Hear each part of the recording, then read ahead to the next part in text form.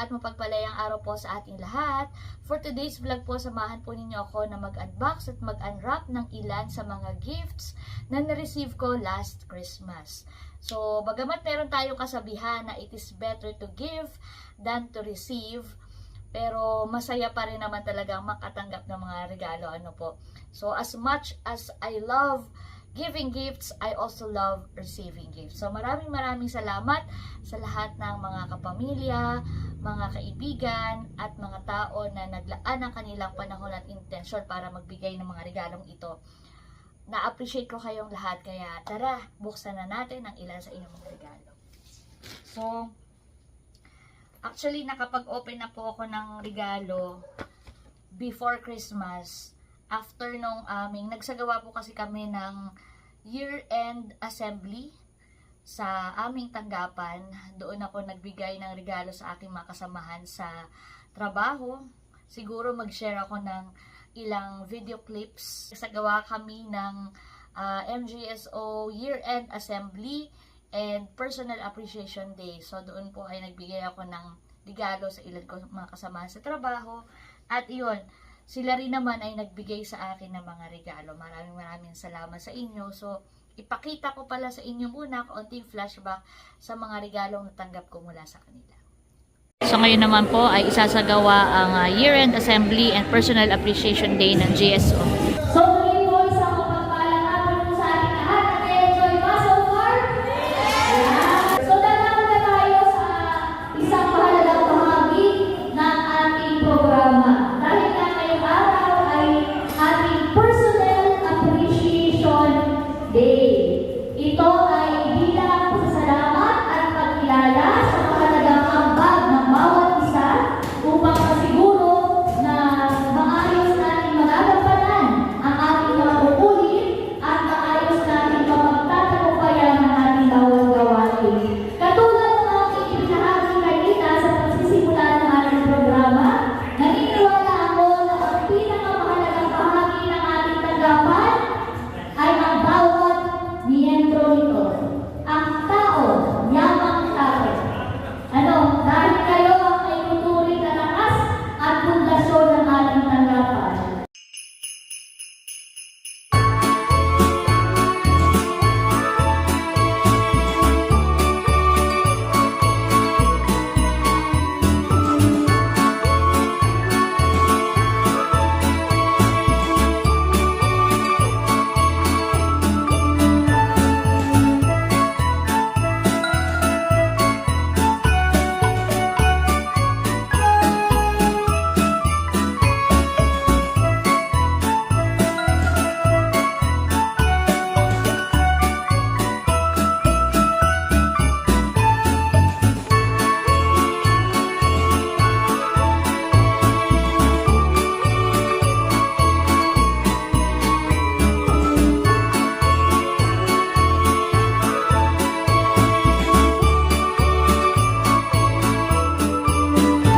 Mula po sa MGSO family, kami ay bumabati ng isang maligayang Pasko at maligayang bagong taon!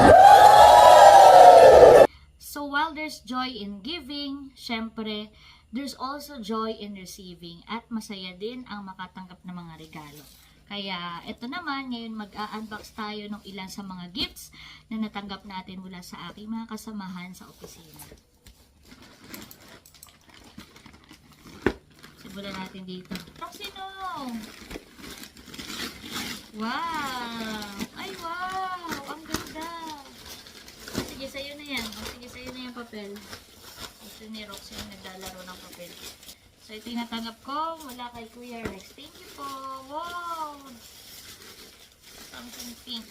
Favorite ko kasi ang pink. Ang ganda! Hala, ang ganda. Meron pang letter L na keychain. Ang ganda.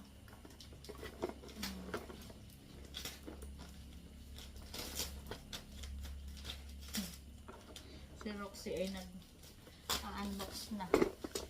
Ayan si Roxy po. Ang Roxy!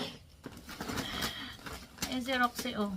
Tuwa sa mga pang gift wrap. Doon ka maglaro na ako. Mamaya marami akong ayusin. Ayan, thank you. Tapos ito, ilan din sa mga natanggap ko. Magamit sa bahay. Ito naman from Kuya Inlik. Thank you po. Natanggap kong regalo. Thank you po. Kay Ate Malin. Thank you, Ate Malin. Wow, very useful ang mga gifts. Ang ganda. Ang cute. Color pink. Wag to, bebe. No. Pink. Ito naman.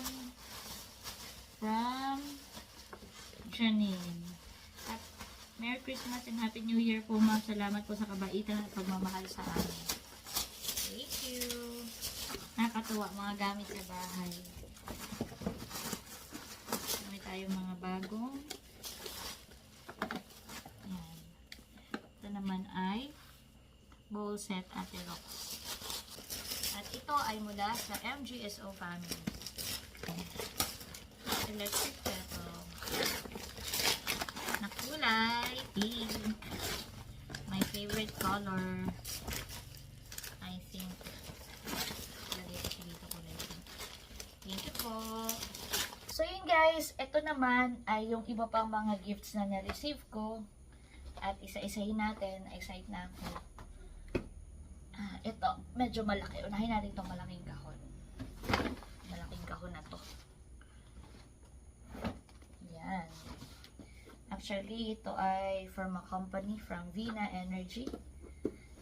Ayan o, meron siyang message pa. Dear Miss Leia Villanueva, wishing you a joyful holiday season filled with peace and happiness. Thank you for your continued trust and support. Thank you din po sa inyo. Wow! Oh, ang ganda. Teka lang. Ayan. Ang ganda naman ito. So, meron tayong receive na wine. Tapos, so aside from wine, meron din chocolate. Wow! Thank you po. At, meron pang kasamang mixed nuts. Thank you so much, Vina Energy, for your thoughtfulness. So next, ito. Galing din ito sa isang kasama ko sa trabaho from Kuya Michael. Thank you po, Kuya Mike. Buksan ko na. Ay. So meron ako na-receive na 2026 planner. At ito pa. Weekly planner. Ayan. Mga magagamit ko po ito sa office. Thank you so much, Kuya Mike. Ito naman. Ito naman ay from Kuya Tony and Ate Susan. Wow! It's a liquid shower gel. Salamat po! At i-unbox ko rin pala at ipapakita ko rin po sa inyo itong mga na-receive ko from Ma'am Judy and Ma'am Joanne. Kasama po ito dun sa mga balikbayan boxes na pinadala kila Ate Nels. Ayan, ito po. Thank you po sa inyo. And prayers up para po sa family ni Ma'am Judy. Salamat po sa inyo. Ito. Meron silang ibinigay sa akin na bag charm. Mahilig ako sa mga bag charms actually. So perfect ito. Ayan. At meron din akong na-receive na Clinique lipstick. Mga lipstick po ito. Wow, ang dami. Salamat po. Ayan, mga pang skincare. Thank you po. Ito naman ay gift from Ma'am Irene and Sir Teng. Ayan. So, ito po ay from our municipal assessor and MDRRM. Thank you so much po sa inyong gift for me. Wow! Teka lang. Ito siya. 365 days. Ito po ay planner din. Actually, ito yung ginagamit ko talaga na planner. Ayan, teka. Proof, ipapakita ko po sa inyo. Oops. Ayan. Ito yung 2025 na planner ng Limelight, actually. Limelight planner yan. 365 days. So, gamit na gamit ko siya. Ayan, no. So, every time na may mga meetings, ito ko na rin nilalagay. So, yung lahat ng mga to-dos ko.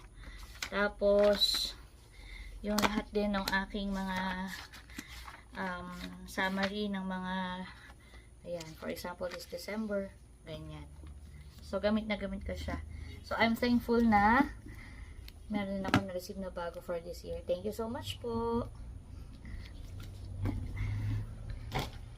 Okay, let's move on. Meron pa tayo ilang mga gifts dito.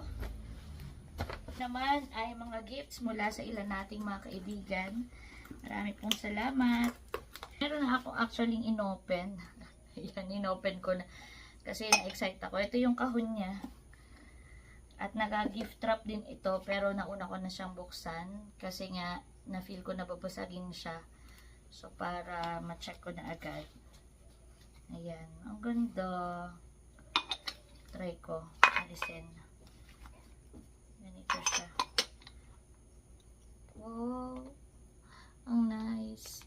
So this is from Ate Ida. Thank you po. Marami pong salamat. Shout out po sa inyo. This is from Ate Lilia. Ito. Ang dami niya binigay sa akin. Thank you po. Itong mga t-shirts na ito. Ayan o. Wow, ang gaganda. Marami pong salamat. Tapos meron pa. Ito. I-open ko rin. Uy, ang bango. Soap. Ang bango. Persona. Meron din siyang ibinigay sa akin na basket. Parang basket tray na gawa sa ratan. Binigay ko po kay Nanay Nida. Pinaalam ko naman po sa kanya kasi alam niya na gusto kong bilhan si Nanay Nida ng ganong tray. So sabi niya, ito na lang ibigay mo sa nanay. So, thank you po. Ate Lilia, shoutout din po sa inyo ni Kuya Ricky. At ito naman ang next.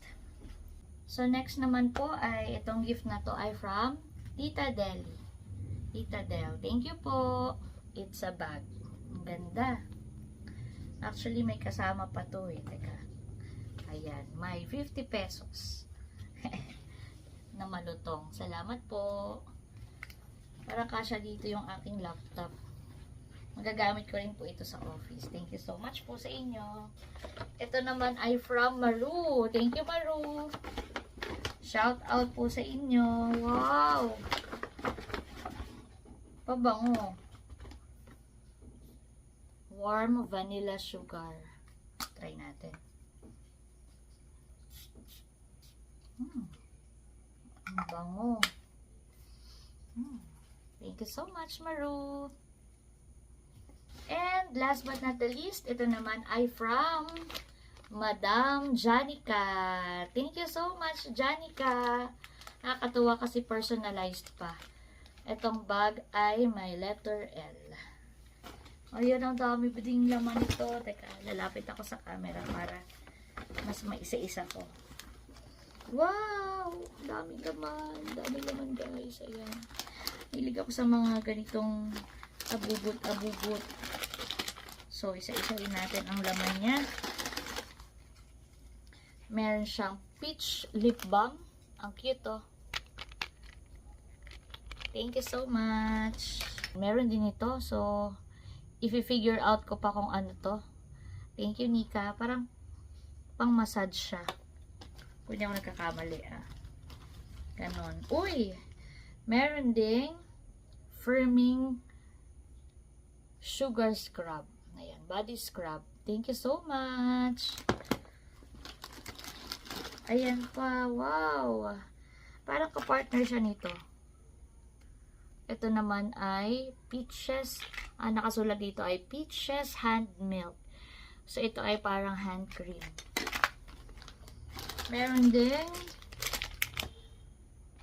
pill box or medicine box, I think. Ang ganda. Kasi ang style niya ay parang mini luggage. Pero ito ay lalagyan ng gamot. So, every time magta-travel, parang ito yung pinakang first aid kit mo. Lagay ka dyan ng Biogesic. Ayan. Ito pa. Thank you so much. Ang ganda. Pink. Meron din mga phone charms. Ito ay yung phone holder na may kasama ring inhaler. Maganda. Thank you. Dalawa pa. Thank you, thank you. Meron din from the Body Shop. Hand cream. Ayan. Mahilig talaga ako sa mga ganito. Hindi mawawala sa bag ko ang hand cream. At meron pang mini pouch sa loob ng bag. A red pouch. And ito.